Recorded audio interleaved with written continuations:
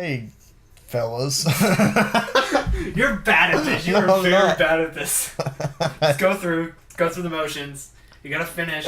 You gotta finish what we started. Oh my god.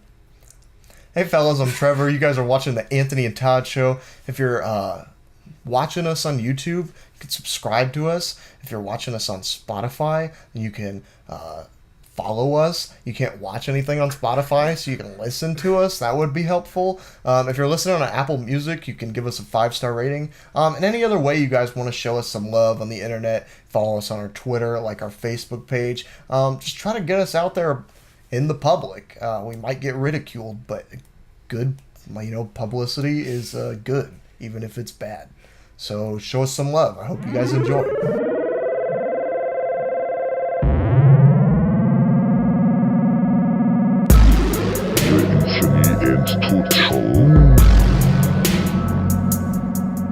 Welcome to the Anthony and Todd Show. We're a weekly podcast of critiques and memes, music, as well as kind of uploads, video reviews of new albums on YouTube. I'm your host, Trevor, a.k.a. Quentin Tarantino is Drake's ghostwriter, a.k.a. I saw Chester the Cheetah leaving Kanye's studio in Wyoming, a.k.a. God's favorite cashier / fuel center attendant / front desk manager. And I'm joined by my ever-attentive co-host, my best friend, my pal, my amigo, Vincent. A.k.a. I'm Upset is the best single of our generation. Don't at me. A.k.a. The Story of Degrassi, The Next Generation. A.k.a. Weezer should cover Too Much Time on My Hands by Styx. I would like to take full credit for all of those AKAs. I wrote those. This is episode 43 of the Anthony and Todd Show. An episode we would like to call Explaining the Yachty Rosenstock Spectrum. Something that we talk about a lot on the show, but I feel like it's not fully explained, so we're going to take a full episode and talk about it. But if you want a funny title, you can say this episode is called Kanye's Album Listening Party at City Barbecue. Why did you say that? We needed that like 5 minutes ago when I was asking you for a title. I've been fine with this that. This is one. it now. Okay. Like I said, this week we're going to be talking about the Yachty Rosenstock Spectrum.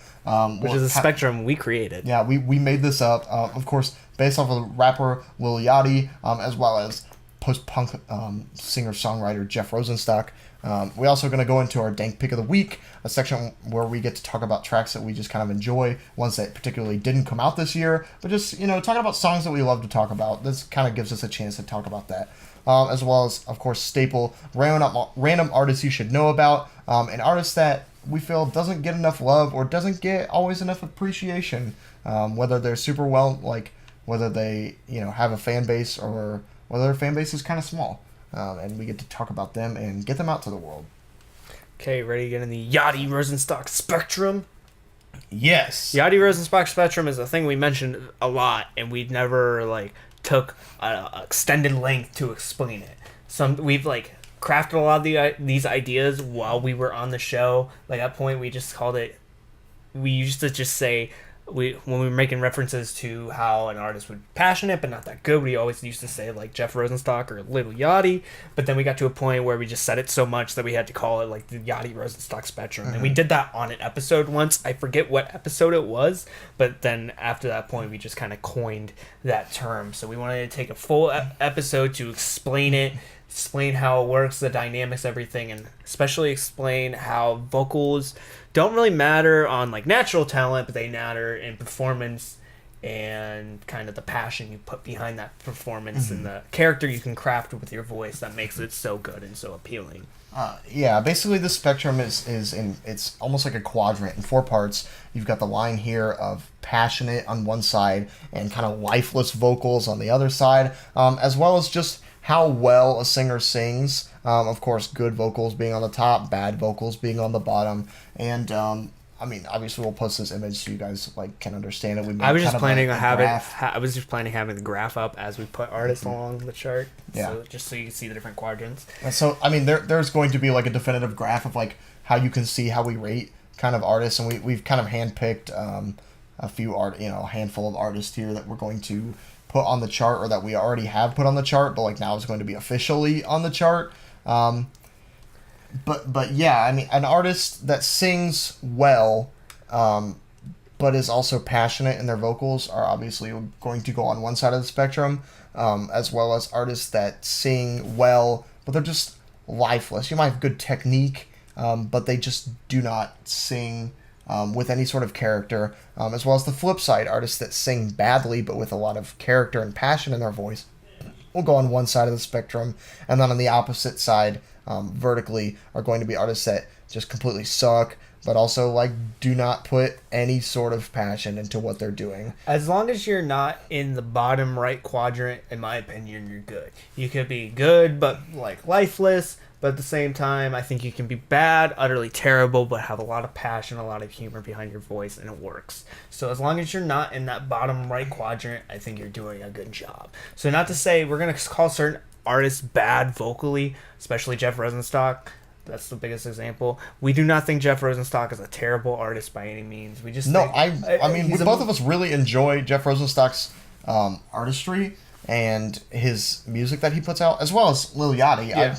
I enjoy his music as well, but I think that we'd all be kidding ourselves if we said that they were good vocal performers, because, in all honesty, they're just not. They're not that good. So kind of going along this line of artists that we picked out, in the bottom quadrant of just lifeless vocals, but they're also just not good singers. We've got artists like Joji or A$AP Rocky or Kodak Black that we feel like just do not put any sort of character into their voices, like don't try super hard, but also I think their technique is just pretty awful. Kodak Black being the biggest offender of this, Kodak Black, I think he does have some passion or some humor behind his voice, but he's utterly terrible. The amount of passion he has does not help his voice. It is terrible. I don't think he's directly in the bottom corner, because I don't think he is there. I think Joji may be closer to that, because I think while he may not be completely terrible, I think he doesn't have any passion in his voice. And it is a bit pitchy. And A$AP Rocky is a biggest offender of this. Anytime he sings, it puts me to sleep. He's good at singing lullabies. That's it. That's all he can do is sing lullabies. He just kind of moans. But he's not as good as a Cudi. He hasn't refined himself that much. He does not know what he's doing. He just moans, and it's not that good. And that's why he's in the bottom quadrant. I think all those artists who are there just deserve to be there. None of them are good, and for the most part, besides Joji, none of them get by beside pure vocals. Kodak Black's a rapper, A$AP Rocky's a rapper. Joji was a rapper. He was Filthy Frank for a while. Or no, he was Pink Eye for a while, but now he's slowly moved on to Joji, his Joji persona. It's not working for him. At least vocally it is not. Yeah. I don't understand. I think production and lyrically he's able to craft this decent persona, but vocally he does not give two fucks. And he's not good either. So I think Joji is one of the artists currently, and we'll mention another one later, that I think are kind of, they're not good for setting up a lot of the trends that we're going to be seeing in music, and I think Joji is one of the biggest offenders of that. He's unpassionate vocals, but you can be so moody and so edgy that you can get away with it in a lot of people's eyes. Mm-hmm. Okay, moving on to that. And we're kind of building our way up the vertical y-axis versus the x-axis here, just so everybody understands that. Moving on to the passionate kind of not so great vocals. We've got artists like Jeff Rosenstock and Lil Yachty, who obviously this chart is named after. Jeff Rosenstock and Yachty just deliver some of the most passionate vocals, and both on different different sides of music. Yeah. Jeff Rosenstock obviously doing rock, pop punk. Go listen to songs like Nausea. Nausea being the biggest one, I think. Songs like Your Throat, songs like Festival Song or Wave Goodnight to Me, where he's just screaming and he's screaming away, talking about these touchy subjects. On Nausea, kind of talking about he's just pouring his heart out to everybody. Yeah, but it's entertaining because of that, because he's having so much fun being in this terrible phase of his life. You feel a lot of his emotion, and it works, and also makes a ton of catchy music that gets stuck in your head, and it makes it easy to sing along to, because he's almost making a fool of himself that you can make a fool of yourself too while singing along. I think that's very nice. And with Yachty, he's just having fun. He's making music for the kids.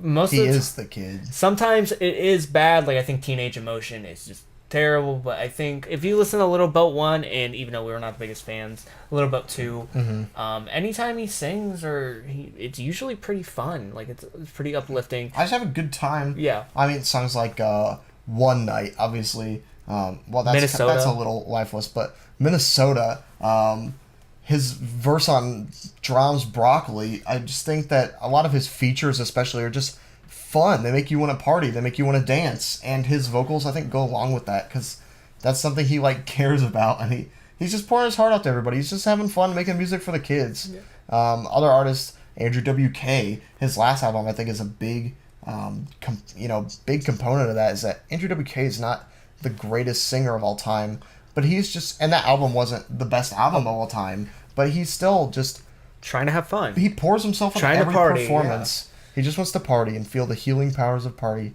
Also, maybe a more controversial figure. I think I didn't know where to place him, so that's why I put him here. Kanye. I think Kanye is refining himself and refining his vocals a little more. I think he's kind of putting a little more practice and technique behind him. Because I think he's very passionate in every vocal delivery that he gives. I mean, any moment on 808s and Heartbreak, any moment on The Life of Pablo where he sings, auto-tuned or not, even tracks like Only One, Hey Mama. I mean, come on. You got to give it to this guy. I don't think he's super good, but like we said, he's just so passionate and heartfelt about the things that he's saying that he has to be put on the passionate side of the spectrum. Yeah, he's very passionate, but he's also not... He's like a little bit below the line of the bad to good. He's not in the good spectrum, but he's a little bit below it. And he's not verging on the line. He's verging on the line, but he isn't on the line. Going even a little bit lower, the Lifeless Mid. I wanted to mention, this is another artist I was talking about, I was going to mention earlier. Clairo, who is like an indie pop artist, lo-fi pop artist that has been getting up with her tracks like Pretty Girl and Hot Flaming Cheetos. Vocally not that bad, but performance but effort is terrible. And that's not only in her like her vocals, but also reflects in the production as well. I think this is an artist that may not be terrible and is way better than Joji, at least vocally, but is a bad trend of things to come with a lot of these artists that are going to come up because of things like autotune and pitch correct are things that we're going to get a lot of these artists who think since they sound not completely terrible that they don't have to give a good performance or they don't have to make up with certain things through their performance. And I think Claire is the best example of that, especially in the pop field. I think we're going to see a lot of these artists who think they can sing and think they're good enough, but in reality they're not that good, and they're not giving us a decent performance to match that or decent lyrics to match that as well. And honestly, I think I would even put like early Lorde in here as well. Yeah. Just very dried out, desaturated sound that just made it feel like super lifeless. But like, I think Lorde is an okay vocalist. Yeah.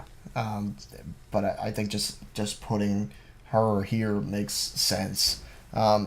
On the other side, we got passionate, like mid-grade artists that are okay at singing, you know, have decent vocal performances, but they are more passionate about the things they do.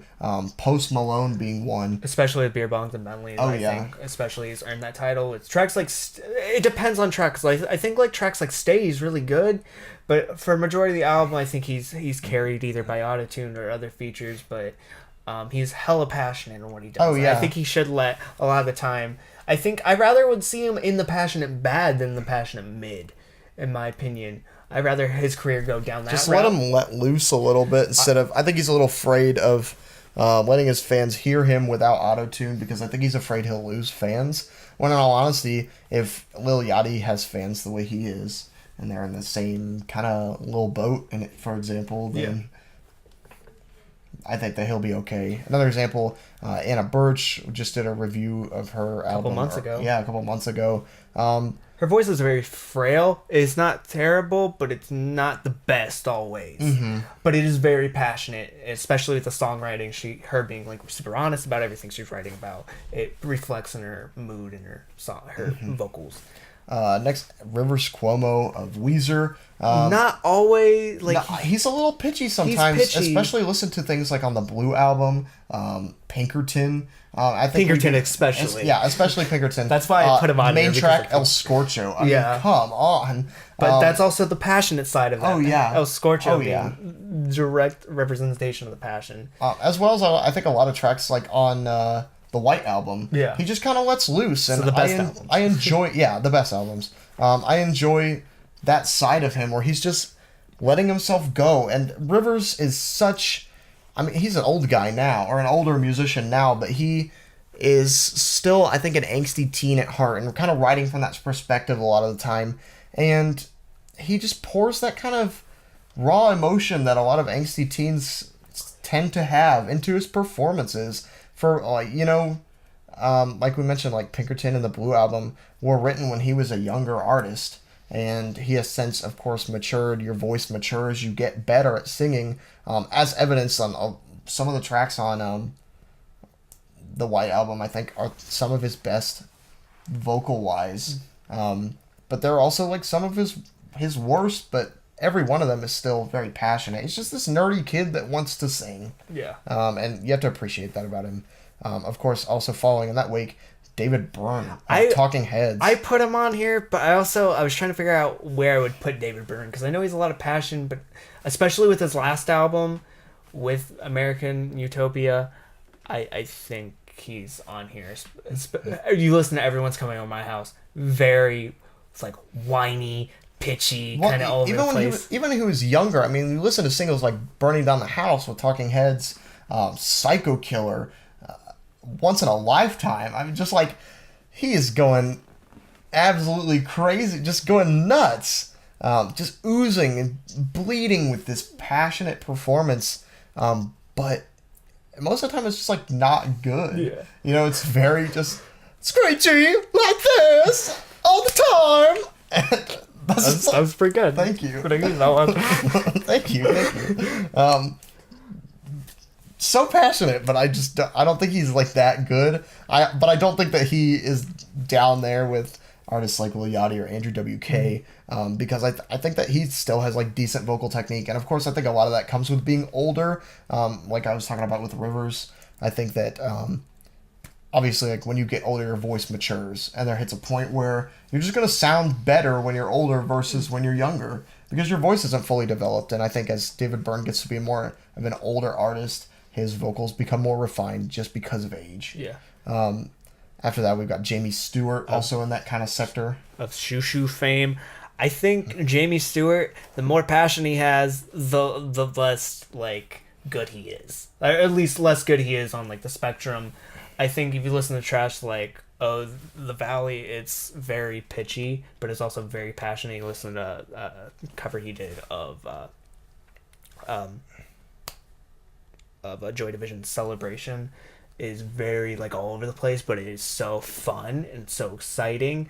And the more emotional he is about a track, the more kind of pitchy, because he tries to be a lot more loud. But he also is like, there's moments where he's like actually really good, like he's really refined, but I think in those moments he's not as exciting or trying to be like emotional in his experience.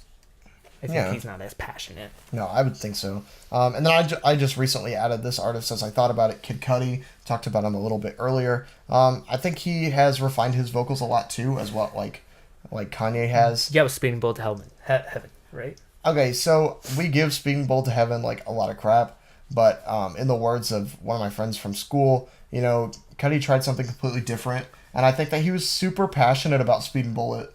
I think whether or not everybody else was into it, I think that Cudi was the most passionate about it. I think Speeding Bullet to Heaven, it's like, if we just judge this on Speeding Bullet to Heaven, he would be in the passionate bad. But I think in like the rest of his albums, he is in the passionate mid. Like, I think so. Yeah. Because like sometimes he's really, really good, but a lot of times he's just moany. But he has a lot of like character behind his voice that matches I think. that. Well, I think he always has that kind of character behind his voice, whether he's good or not. Yeah. As seen in Speed and Bullet, and even in his most recent appearances, stuff like on A$AP Rocky's Testing in A$AP Forever, the remix, or in Kanye's latest album, Yay, on Ghost Town. He just shows that passion to be more of an asset for him. I think like I said, he's sharpening his vocals a little bit and getting better. But I don't think that he's quite gotten up to being like passionate good. He's also the David Byrne of hip hop vocally, because I think his voice. Well, David Byrne's voice is very distinctive. Cuddy's is super distinctive as well, and people are even trying to replicate David Byrne's vocals. People are definitely trying to, especially in this area, trying to replicate Cuddy's vocals. He's instantly recognizable. Yeah. Moving up to the lifeless good sector, we've got artists like Damon Albarn. If you've listened to any Damon Albarn song,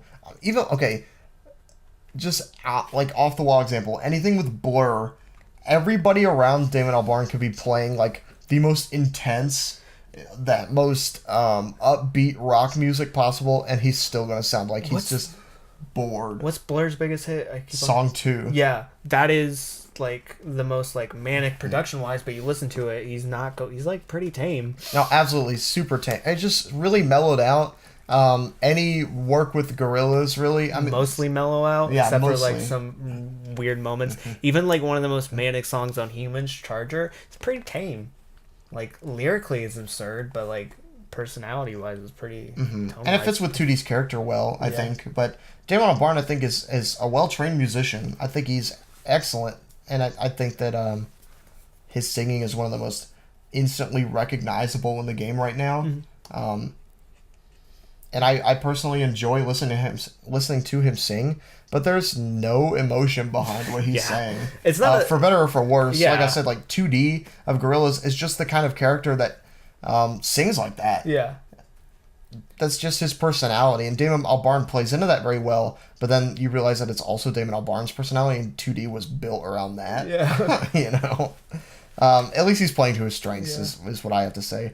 After Albarn, we have Courtney Barnett, who very nonchalant. That's the best. You said that during the review of her album. I give Courtney Barnett so much flack for this because she just sounds so bored playing any of her songs. She'll be like, "Oh, I wrote this song when I was in a bathroom out in the outback. No, no, no, no. It's about heartbreak. It's just awful.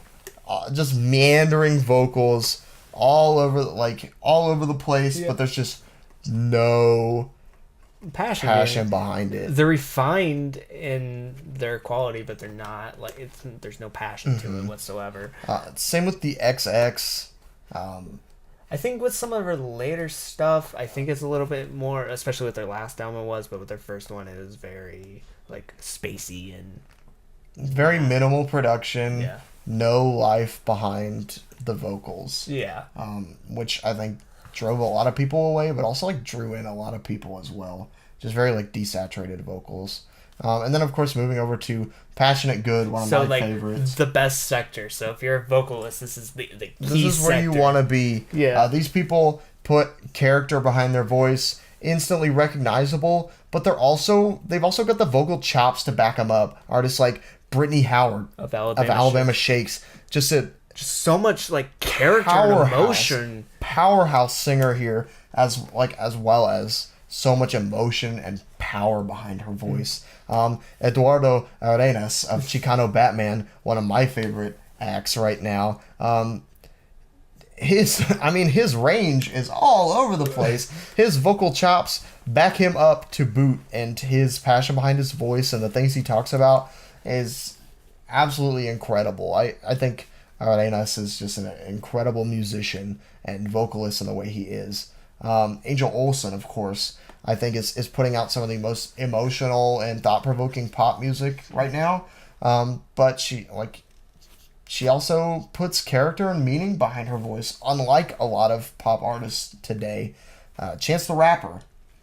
It depends more about how more like much is a traditional hip hop track. Cause like No Problems, you could say the vocals are a bit pitchy, but it's also a lot more playful than some other tracks. He's more towards the bottom, but there's more moments when he gets to just show off his vocal work. He's tracks pretty like solid. Same Drugs, Yeah. think, or Ultralight Beam. Yeah. I just really enjoy listening to Chance sing and rap in that melodic fashion. I think he's just really good.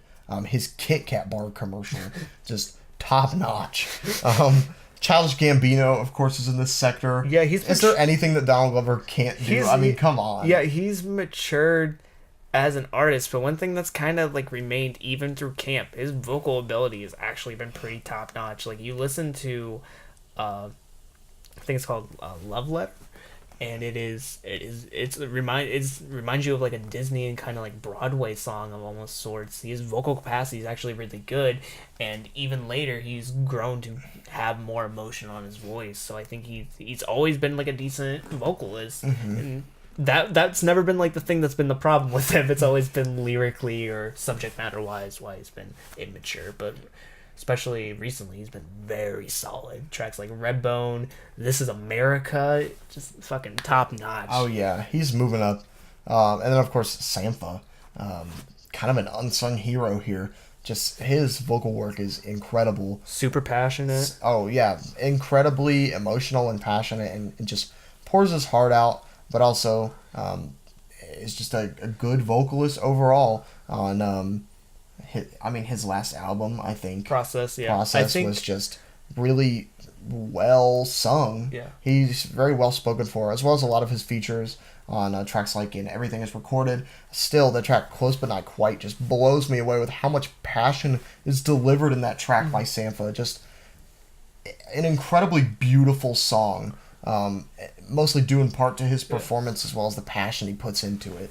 I would say on this chart, Sampha's like probably not the Sampha's above Chance, but he's also on the line of like one of the most passionate, and I would say out of all of these, Brittany Howard's the best. She's in like top corner. Oh yeah, and then obviously this is a spectrum, so this isn't like you can only be in these couple sectors. I mean, there's obviously Rex Orange County, for example. That I was going to put him on here, he's kind of lifeless and drab sometimes. Sometimes I think he can be a little more upbeat and put more of emotion into the things he's doing. And I think he's a pretty decent vocalist, but is he up there with the ranks of people like Angel Olsen or Sampha? No. But is he down with people like Post Malone? No. I mean, he's in the middle somewhere. And just because you are not like the best does not mean you're not good. As long as you're not in that bottom right section, you are doing a good job. I think everyone on here I would actually listen, besides from the bottom right section, I think is a good vocalist, whether or not they are actually good. Like Andrew WK, for instance, I think he's a good vocalist because not what he has to say, not because of his natural ability, but because of his just pure like charisma and character his inflection he's able to put behind his voice, and how much fun you're able to have. Same thing with Rosenstock, same thing with Yachty. Even though they're all bad, they are still good. Anything that isn't in the bottom right is good. Basically, yeah. I think that about wraps it up for that segment. I hope you guys have a better understanding of the kind of things that we are talking about whenever we kind of throw around that term, the Rosenstock Yachty spectrum. I hope now you have a better idea of kind of what we mean by that. And of course, we're going to post like an image, and I feel like we should kind of post an ever-changing chart so people can kind of just like get a better idea of like what artists are put into them as, or like, you know, what artists fit where on the spectrum as we continue on in our music reviewing journey, and just kind of build off of that so everybody can kind of see for themselves like what we mean and where we're going with this. Yeah. So you ready to get into the dank pick of the week? Yeah. Well, we just mentioned Eduardo Arenas, and my dank pick of the week this week, since I picked it, is Chicano Batman's This Land Is Your Land. I don't know, I just forgot it. It was just in my head. I was thinking of Freedom Is Free for a second because I just love that song so much. But This Land Is Your Land, it was released last year, a couple months before Freedom Is Free was released.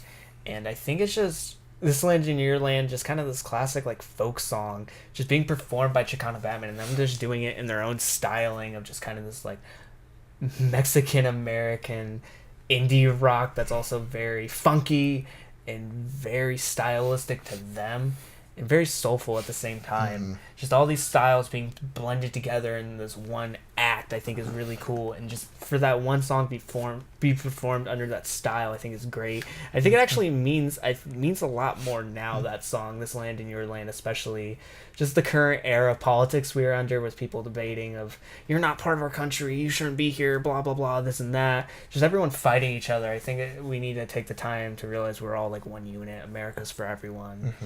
And it isn't owned by anyone. No corporation can own America. America is owned by the people. Yeah, I mean, T.I. T.I. owns us.